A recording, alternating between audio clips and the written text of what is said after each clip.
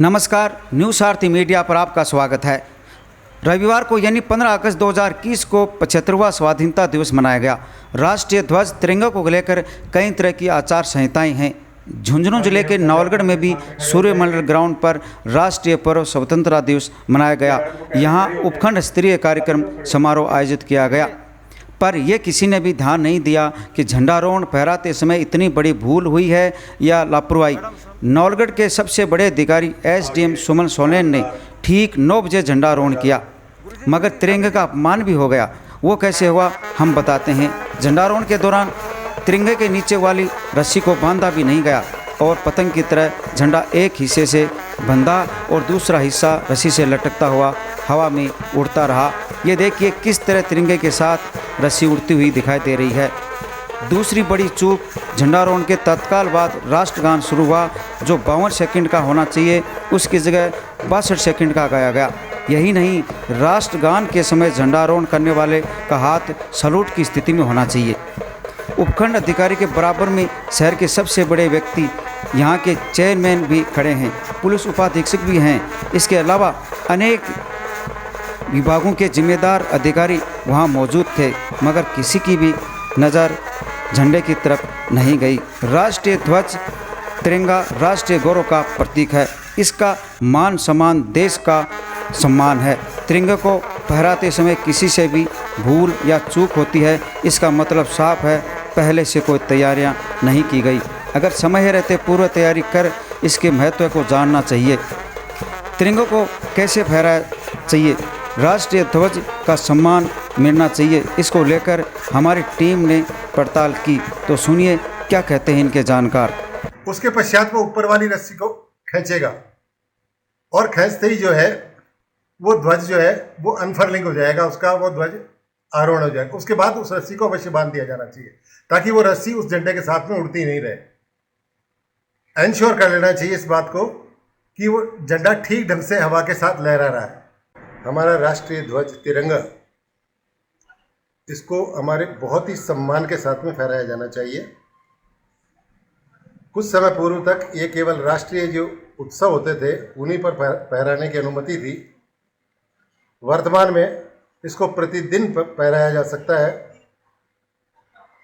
लेकिन जब भी हम इस राष्ट्रीय ध्वज तिरंगे को फहराते हैं, इसके साथ कुछ बहुत सी बातें जुड़ी हुई हैं, उनको हमें अवश्य ध्यान में रखना चाहिए। सर्वप्रथम जिस भी जगह फहराया जाए वो सबसे प्रोमिनेंट जगह होनी चाहिए। अगर आसपास कोई और झंडे हैं, उन सब से इसकी ऊंचाई ज़्यादा होनी चाहिए। झंडा को फहराने के भी 2 तरीके हैं। एक होता है अनफर्लिंग, ध्वज को लहराना। एक होता है होस्टिंग, ध्वज को चढ़ाना। ध्वज को चढ़ाने का कार्य जितनी भी आर्मी यूनिट्स हैं उन सब में ध्वज को चढ़ाने का काम होता है, क्योंकि उनके यहाँ वो ध्वज धीरे धीरे नीचे से ऊपर की ओर जाता है और वहाँ जाकर के उसको स्थिर कर देते हैं। सामान्यतया जो सिविलियंस हैं वो इसको अनफर्लिंग करते हैं। ध्वज को नीचे पुष्प इत्यादि बांध करके उसको ठीक तरीके से लपेटा जाता है। लपेटते समय इस बात का ध्यान रखना चाहिए कि जो ऊपर रस्सी है उसमें केसरिया रंग वाला जो हिस्सा है वो होना चाहिए, बीच में सफ़ेद और नीचे की तरफ जो है वो हरा रंग होना चाहिए। त्रुटि नहीं हो, इस दृष्टिकोण से बहुत ही छोटे अक्षरों में उस हरे कलर के नीचे लिख देना चाहिए कि इसको नीचे रखा जाना चाहिए, क्योंकि कई बार जो अनुभवी लोग नहीं होते हैं वो इस झंडे को बांधने का प्रयत्न करते हैं। जिस समय उसको बांधा जाए, बड़े सम्मान के साथ में उसको किसी टेबल वगैरह पर रख करके बांधा जाना चाहिए और फिर उसको धीरे धीरे धीरे धीरे ऊपर चढ़ाया जाना चाहिए। फिर जो नीचे वाली रस्सी है उसकी गांठ लगा देनी चाहिए और ऊपर वाली जो रस्सी है वो थोड़ी सी ढीली रहेगी। जो वीआईपी है, जो ध्वजारोहण करेगा, वो वहाँ पर आएगा, उस वीआईपी को सम्मान सहित ध्वज के पास में लाया जाएगा, झंडे के पास में लाया जाएगा। उसके पश्चात वो ऊपर वाली रस्सी को खींचेगा और खींचते ही जो है वो ध्वज जो है वो अनफर्लिंग हो जाएगा, उसका वो ध्वज आरोहण हो जाएगा। उसके बाद उस रस्सी को अवश्य बांध दिया जाना चाहिए, ताकि वो रस्सी उस झंडे के साथ में उड़ती नहीं रहे। एंश्योर कर लेना चाहिए इस बात को कि वो झंडा ठीक ढंग से हवा के साथ लहरा रहा है। इसके पश्चात सावधानी की जो विशेष बात है, सूर्यास्त के समय सम्मान सहित उस झंडे को उतारा जाना चाहिए और उसको सम्मान सहित फोल्ड करके यथास्थान रखा जाना चाहिए। इसके साथ ही साथ अनेक बार और सामान्यतया जब अनफर्लिंग किया जाता है, ध्वजारोहण किया जाता है, तो उस समय राष्ट्रगीत बजता है।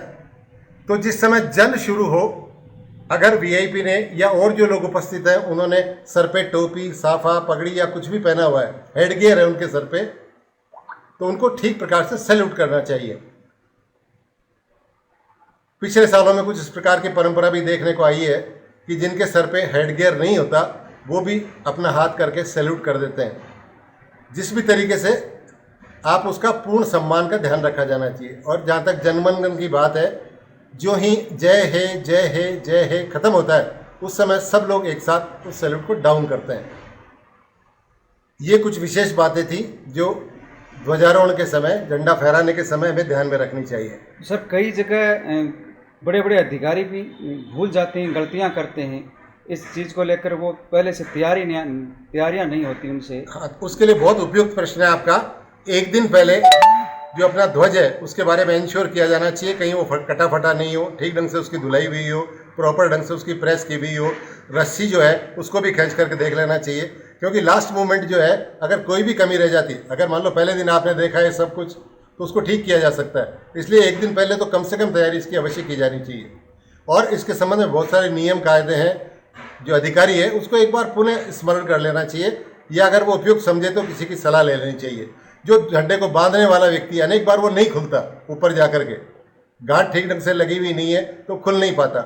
ऐसी अवस्था में घबराने की कोई आवश्यकता नहीं है। आप उसको वापस नीचे उतारिए, नीचे उतार करके फिर प्रॉपर ढंग से गांठ लगा करके उसको ऊपर चढ़ा दीजिए। कहना चाहूँगा कि तिरंगा संपूर्ण देश का एक श्रद्धा का प्रतीक है, एक सम्मान का प्रतीक है।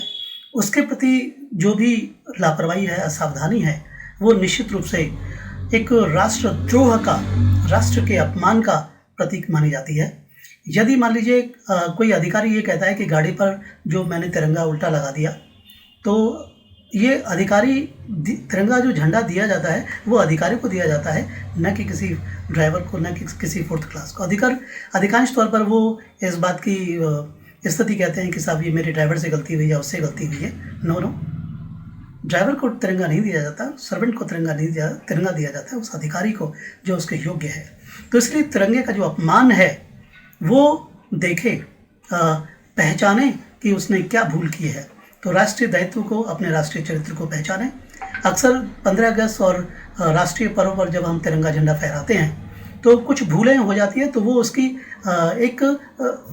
कुछ अधिकारी, कुछ जिन पे दायित्व है, वो उसका एक फिर से अभ्यास नहीं करते। बल्कि होना ये चाहिए कि 15 अगस्त 26 जनवरी को जब भी मार्च पास्ट होती है, जब भी तिरंगा झंडा लहराया जाता है, तो उसका एक अभ्यास, पूरा अभ्यास कर लें कि ताकि कहीं कोई त्रुटि ना हो, कहीं कोई गलती नहीं हो। ताकि जैसा कि आपने बताया कि एक झंडा जो है केवल एक तरफ ही से जो है वो लहरा रहा है, जिसका पूरा तीनों रंग उसके दिखाई नहीं दे रहे, उसका चक्र दिखाई नहीं दे रहा, उसका फहराता हुआ दिखाई नहीं दे रहा। ये निश्चित रूप से एक प्रमाद का विषय है, एक लापरवाही का विषय है। तो निसंदेह उनके जो खिलाफ है कार्रवाई होनी चाहिए, क्योंकि ये एक राष्ट्रीय अस्मिता का, राष्ट्रीय पहचान का विषय है और इसमें किसी भी प्रकार की कोताही नहीं बरते, ताकि लोगों को सबक मिले, एक मतलब संदेश मिले कि अगर तिरंगा का यदि अपमान होगा तो ये देश का अपमान है, देशवासियों का अपमान है। न्यूज़ सारथी 24 श्रवण कुमार नेचू, नवलगढ़, झुंझुनू।